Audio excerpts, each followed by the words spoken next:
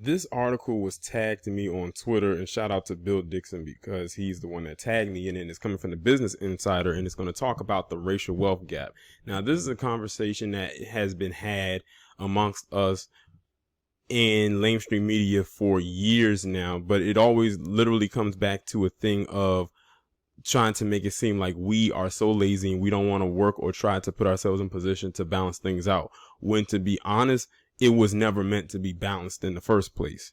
Now, this article that I'm about to read from the Business Insider reads, and this is the title: "The racial wealth gap in the U.S. keeps getting bigger, and it could cost the economy as much as $1.5 trillion by 2028. That's 9 years from now. Now, it says by 2028. It doesn't say it will happen in 2028, which means it could happen before then. It's just that they expect it to actually be solidified by that year. 9 years may seem like a lot, but it can fly by in an instant. As a matter, because think about it, we are almost in 2020. We are about to enter the third phase of the 2000s. But let me go ahead and read this article. It says the United States wealth gap is hurting more than just the poorest Americans. It's stifling economic growth too, according to a new report by consulting firm McKinsey & Company. The concentration of wealth among America's highest earners will cost the economy between $1 trillion and $1.5 trillion between 2019, which is this year, and 2028. The United States wealth gap is steadily widening, especially along racial lines. In 1992, the median net worth of white families was $100,000 above that of black families, according to McKinsey. By 2016, the median white family was $152,000 wealthier than its black counterpart. During that period, the median wealth of white families grew over $50,000, but the median wealth of black families did not grow at all in real terms. And see, when you put that out there, people are going to gravitate to the, oh, we just don't want to work, or we don't want to be better for ourselves. No, this was all by design. When you give a group of people the power of economy and wealth in this establishment or any place, they're going to control the flow of the money, how much they're going to get versus how much everyone else is going to get. And we've always gotten the crumbs. Even down to business, we've never been able to really thrive that well in the economy. And when we tried, they've always done something sneaky or underhanded to make sure that we didn't get very far. Why do you think Black Wall Street ended up being demolished? Because they didn't want to compete with us. They want to control everything, and by them doing that, that's going to be their ultimate downfall. This is why tangibles and reparations, or however you want to put it, is definitely needed more so for us at this point, more than a want, because that's the only way they're going to get their economy back on track. You saw where it says $1.5 trillion. They said that we on the low end are owed $17.1 trillion. If we was to get that money or that whatever, those resources, it could balance back out the economy. But see, they are so egotistical and so tight about everything that they will willingly let this ship sink than to have it survive another few decades, meaning give us what is owed.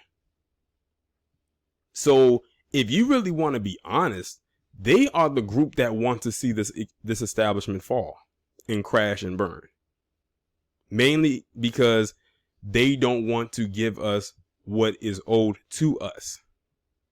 So think about that. The only way they can really pull themselves out of this debt is by paying the debt to us that is owed for hundreds of years of chattel slavery on the backs of our ancestors, and then some. The gap reduces the buying power of black families and prevents investment in the housing and equities market, according to McKinsey. If the gap between black and white families were closed, the U.S. would add an additional 4 to 6% to its GDP by 2028. So that means if they want to close this gap, they will have to divvy up those tangibles between this time frame. But something just tells me that they are going to be so, I guess you can say, so wicked about it that they're not going to do it. They, like I said, they at this point probably don't mind seeing this whole this economy and this establishment just die out. At this point, they probably don't care. They would rather that happen than give us what is owed. Persistent discrimination and a lack of social connections that typically lead to new opportunities have kept black families poor. The amount of wealth held by black families fell 3.4% each year between 2004 and 2016. So you're talking about roughly a little over 10% in total. The student debt crisis also hurts African Americans more than their white peers. Business insiders Alana Akhtar and Hillary Hoffer previously reported. On average, black college graduates owe $7,400 more in student loans than their white peers. Black college graduates also earn less than white graduates on average, making it harder to pay back their loans. Well, you got to also now throw into the fact that a lot of those our palm-colored counterparts in that college scandal that they just recently got busted with also helped them too. Meanwhile, we have to earn our way in on our merit and, good grades, good test scores, and everything else that is required to even get a decent scholarship. The problem of economic inequality has received growing interest from presidential candidates and billionaires alike in recent months. A new tax that will require ultra-wealthy Americans pay the federal government a small percentage of their net worth each year has been proposed by Elizabeth Warren, Business Insider previously reported. Warren estimates that the tax would generate $2.75 trillion in revenue in a decade that could be used to close the wealth gap by funding programs that benefit poor Americans. An Insider poll shows that more than half of Americans support Warren's proposal. And they're not the only ones. In June, a group of 19 ultra-wealthy Americans, including George Soros, Abigail Disney, and members of the Pritzker and Gunn families, published an open letter supporting moderate wealth tax. However, such a tax will face substantial legal challenges and will likely not raise as much revenue as its advocates expect. Former Department of Justice tax attorney James Mann, who is now a tax partner at law firm Greenspoon Martyr, told Business Insider. So as you can tell, this racial wealth gap has gone on so long that now it's literally coming to a head. And now they have a decision to make.